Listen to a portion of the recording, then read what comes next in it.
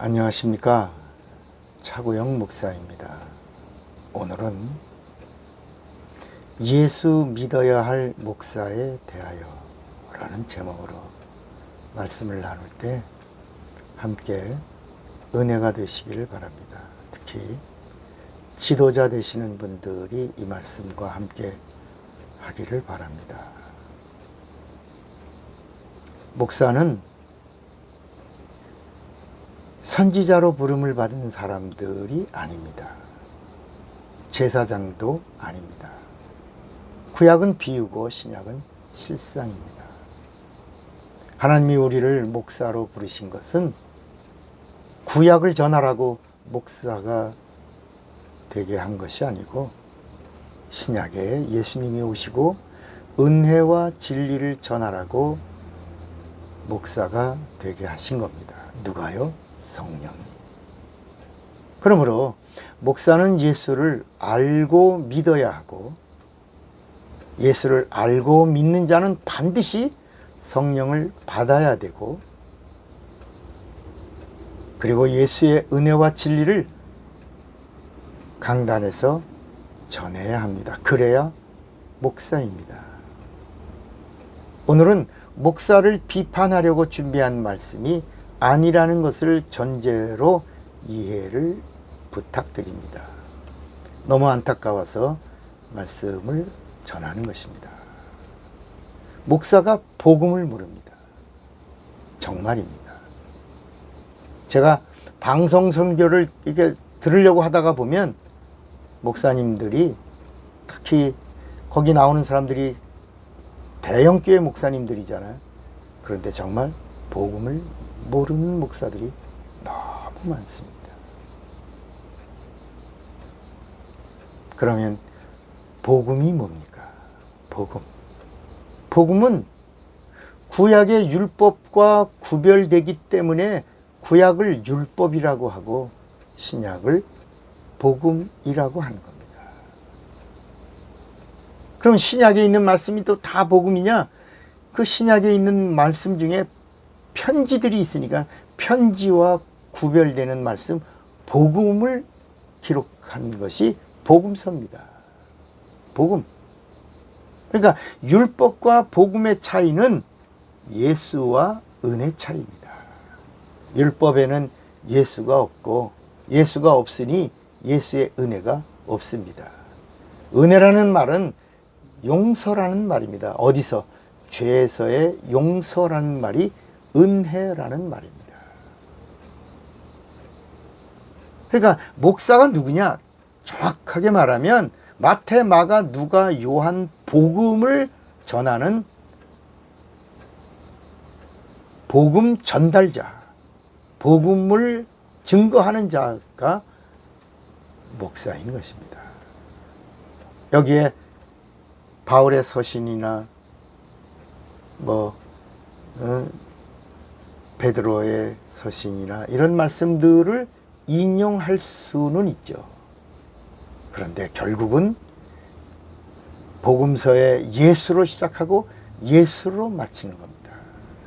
잠깐 구약의 모세에게 잠깐 갔다가 다윗에게 잠깐 갔다가 아브라함에게 잠깐 갔다가 돌아오지만 모든 말씀의 핵심은 복음서에서 진행되어야 하는 겁니다.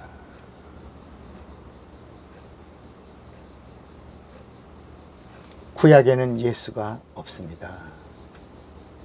예수의 용서하심의 은혜가 없습니다. 그래서 구약은 구원과 영생이 없는 거예요. 요한복음 5장 39절에도 너희가 성경에서 영생을 얻는 줄로 생각하고 성경을 상고하거니와 이 성경이 곧 내게 대하여 증거하는 것이로다. 그러나 40절에 너희가 영생을 얻기 위하여 내게 오기를 원하지 아니하는도다 그랬습니다. 자, 그러면 내가 출석하는, 내가 섬기는 교회에 우리 목사님이 복음을 알고 있는가 알지 못하는가를 알 수 있는 방법이 있을까요? 있습니다. 답이 뭐라고요? 있습니다. 그 어떻게 알 수 있어요? 바로 주일 예배를 드리는 주보의 순서지 한 장이면 우리 목사님이 복음을 잘 알고 있는지, 복음을 잘 모르고 있는지를 알 수 있다는 것입니다.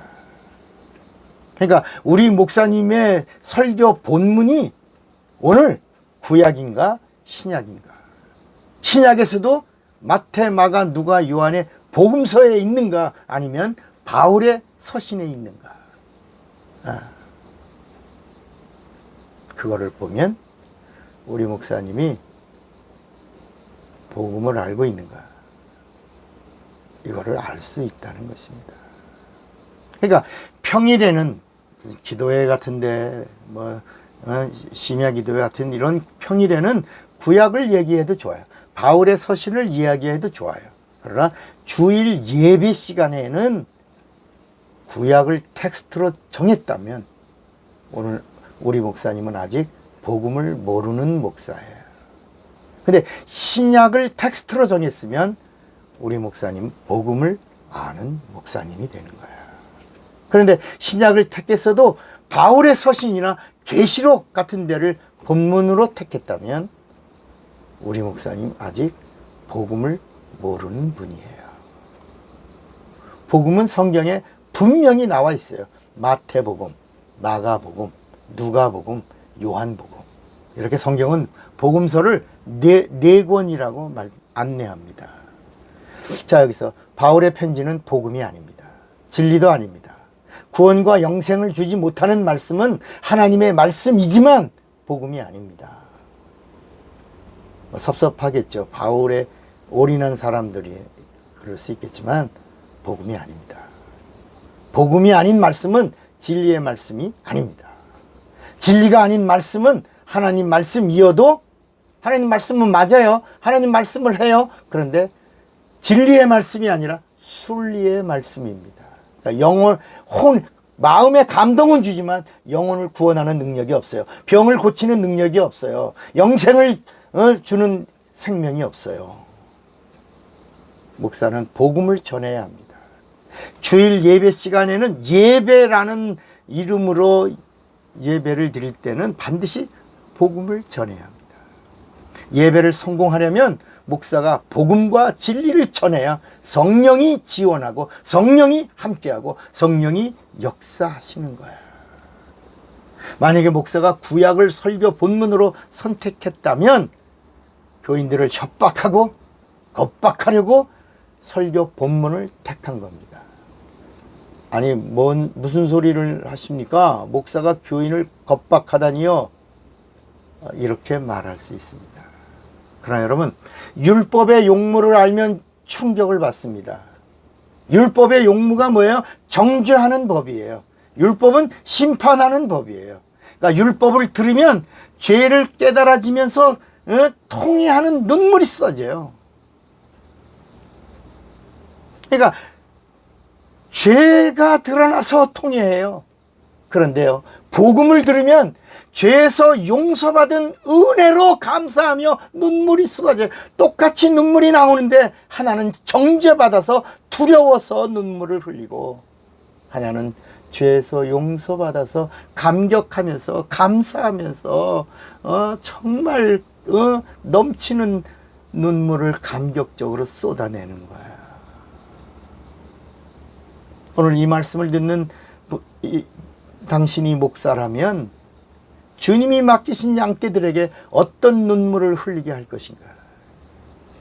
여러분, 왜 한국에서 목회하는 것이 쉽고 편하다고 하는지 아십니까? 교인들을 율법으로 묶어놓고 교리와 의식으로 담을 쌓았기 때문이 아닙니까? 목사는 제사장 아닙니다. 선지자도 아닙니다. 목사는 율법사도 아닙니다. 구약의 율법을 가르치는 랍비가 아닙니다.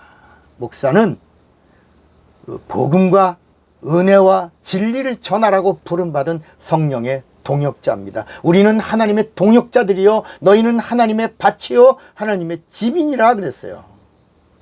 여러분, 구약이 뭐예요? 율법이 구약이에요. 그 율법이 뭐예요? 예수가 오시리라는 말씀이에요. 신약은 그토록 오신다고 하시던 예수가 오셨다는 말씀이에요. 예수가 복음이에요. 그래서 마가복음에서는 복음이 예수니 복음을 믿으라 라고 말하는 거예요. 마가복음 1장 15절에 가라사대 때가 찼고 하나님 나라가 가까웠으니 회개하고 복음을 믿으라. 예수가 복음이에요. 언젠가 36년 전 제가 당진 감리교에서 부흥회를 인도할 때입니다. 저는 평소처럼 복음을 전했습니다.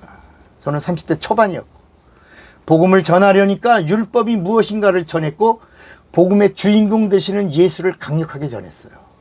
그랬더니 그 교회 담임 목사님이 셋째 날 저녁에 마이크를 잡더니 막 울면서 간증을 하시겠다고 그래요. 그때 제 나이가 33살이었어요. 그때 그 목사님 나이는 65세였어요. 그때 그 목사님이 이렇게 말씀하셨어요. 여러분, 내 나이가 65세입니다. 나는 목사가 되어 그동안 율법만 전한 목사입니다. 목사 은퇴까지 5년 남았는데 앞으로 5년 동안은 율법을 전하지 않고 복음을 전하라고 저에게 우리 교회에 차목사님을 보내줬습니다. 그러시더니요, 32년이나 어린 후배 목사 앞에 무릎을 꿇고 눈물을 뚝뚝 흘리시면서 목사님 나를 축복해 주세요. 안수해 주세요. 그래서 그 목사님 때문에 저도 울고 목사님도 울고 교인들도 울고 우리 모두가 울면서 부흥회를 인도했던 그날이 기억이 납니다. 그 목사님 돌아가셨겠지만 그 목사님이 생각이 납니다. 여러분, 한국교회 목사의 수가 6만 명이 넘습니다.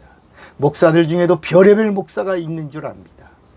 목사는 예수 믿는 자여야 되고 목사는 반드시 성령을 받아야 합니다. 오늘 예수 믿는 목사, 예수를 믿는데 성령 받은 목사, 성령을 받았는데 은혜와 복음을 알고 그리고 진리를 성령으로 전하는 그런 목사님들을 만나고 싶습니다. 차구영 목사입니다.